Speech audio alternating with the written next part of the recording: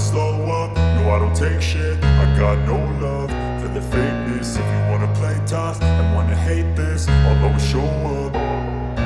I don't ever slow up, no I don't take shit. I got no love for the fakeness. If you wanna play tough and wanna hate this, I'll always show up and make a statement. I don't ever slow up, no I don't take shit. I got no love for the fakeness. If you wanna play tough and wanna hate this, I'll always show up and make a statement. Everything I do so instinctive and so passionate. Every word I move so descriptive like an adjective. I got a vendetta against people who patented being negative when you should be getting after it. I got facts over tracks, this and that. Spitting slow, spitting fast. I could roast, I could gas. Think I'm okay at last, but I don't know if that can synonymous with peace and freedom. But behind that legend, there's a shadow history, one that really challenges everything we think we know about the man. Okay, so Gandhi's entire public philosophy, everything he was known for, really boils down to two big ideas: satya, which means truth, and ahimsa, or nonviolence. He saw them as totally inseparable. They were the foundation for everything, for being a good person and for freeing a nation. And you know what? This philosophy, it inspired millions. It literally changed the world. But here's where things get complicated. Because behind that celebrated public philosophy was a private life that was a whole different story. For Gandhi, this whole pursuit of truth thing wasn't just a political strategy. It was this deeply personal and, frankly, often bizarre quest that he forced on the people closest to him. So what exactly were these so-called experiments he was running behind closed doors? And that's the heart of what we're going to get into here. This incredible contrast between the Gandhi the world celebrated and the controlling, controversial figure he was in private. It's a paradox that historians are still wrestling with. To really get a handle on his later, much more extreme actions, you got to go back, way back. We need to look at the roots of this obsession he had with celibacy. And it was an obsession born from a single moment of really profound guilt. And it all hinges on this one deeply tragic moment when he was just 16 years old. See, his father was on his deathbed, and young Gandhi left his father's side to go be with his wife. And that short time he was gone, his father died. And that event, it just filled him with this crushing shame and guilt about his own sexuality that would haunt him for the rest of his life. He started to see his own natural desires as this profound, unforgivable weakness.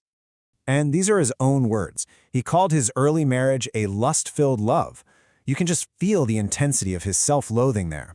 He started to see this completely normal part of being human as an impurity, a vice that was distracting him from his real duties. And that guilt, it became the engine driving his lifelong quest for absolute, total purity.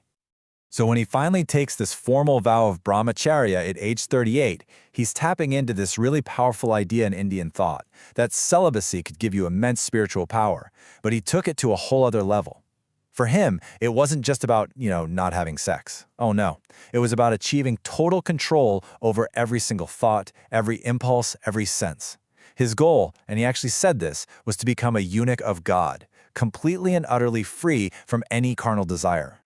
And this wasn't just some private thing he kept to himself. This personal mission of his started to spill over and completely shape the communities he built. His ashrams, first in South Africa and then in India, they became his personal laboratories, not just for nonviolence, but for his really extreme social experiments.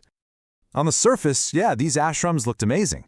Their mission was all about nonviolence, equality, self-reliance, all noble goals. But what was going on behind the scenes? Well, that was a totally different story. Gandhi had absolute control. He decided what you ate, who you could talk to, and he strictly enforced celibacy on everyone, even married couples. And if you broke the rules, the punishment was severe and often very public. And if you want a really stark example of this control, look no further than what happened with his own son, Manilal. When Gandhi found out his son was having an affair, his reaction was just extreme. He started a fast, which he chillingly called an emotional tool, basically to weaponize guilt and crush his son's spirit. Manilal was forced into a vow of celibacy for life. And the woman, Jackie, she faced this brutal, public humiliation. They cut off her hair, all of this orchestrated by Gandhi in the name of purity. Okay, so as he gets older, you'd think maybe he'd mellow out, right? Nope. Just the opposite. His obsession with purity, with Brahmacharya, just got more and more intense, leading to these final, truly extreme tests that shocked even his most loyal supporters.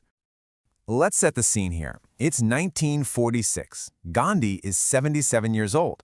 I mean, he is basically a living saint at this point, revered all over the world. He's the moral compass for a whole nation that's right on the edge of getting its freedom. But underneath all that, India is literally on fire. The Noakhali riots are tearing Bengal apart. Just horrific violence between Hindus and Muslims. So Gandhi goes there, walking from village to village, begging for peace. But here's the thing. He felt like all that violence out there was a direct reflection of his own spiritual failures. And it's right here, in the middle of all this chaos and bloodshed, that he decides to conduct his ultimate test of purity. And the people involved, himself and his 19-year-old grandniece, Manu, a young woman he had practically raised as a daughter. So he calls Manu to his side, and he proposes something truly shocking. He suggests they sleep in the same bed, completely naked. His reason? He said it was a sacred sacrifice, a final test of their combined purity that he believed could spiritually fight back against the hatred that was sweeping the country. And it didn't even stop with Manu. He later expanded this experiment to include another young woman, Abba, at the exact same time. You can imagine this did not go over well. It created this massive split. On one side, you have Gandhi with this very, very spiritual reason for what he's doing.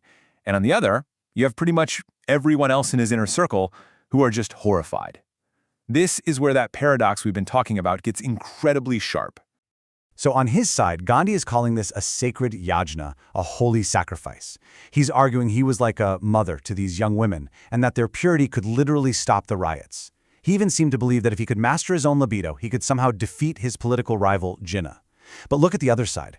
His own son, Devdas, is telling him flat out, "You are on the wrong path." Key editors of his newspaper resigned because they couldn't support it. The criticism was coming from everywhere, from the people who knew him best. So, where does that leave us? What are we supposed to make of all this? It's a messy, deeply paradoxical legacy, to say the least. Was this really, like he claimed, some kind of next-level spiritual test? A master pushing the limits of purity? Or was it a pretty terrifying abuse of the immense spiritual and emotional power he had over young, vulnerable women who trusted him completely? There's just no easy answer. And that's the paradox right there, isn't it? The man who literally taught an entire nation how to demand its freedom was, at the same time, exerting absolute control over the most private parts of the lives of the people right in his own home. In the end, learning about this side of Gandhi doesn't have to erase the incredible things he accomplished.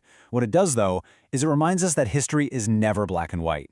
Our heroes are almost never as perfect as we want them to be. They're human, complicated, flawed, and absolutely full of contradictions.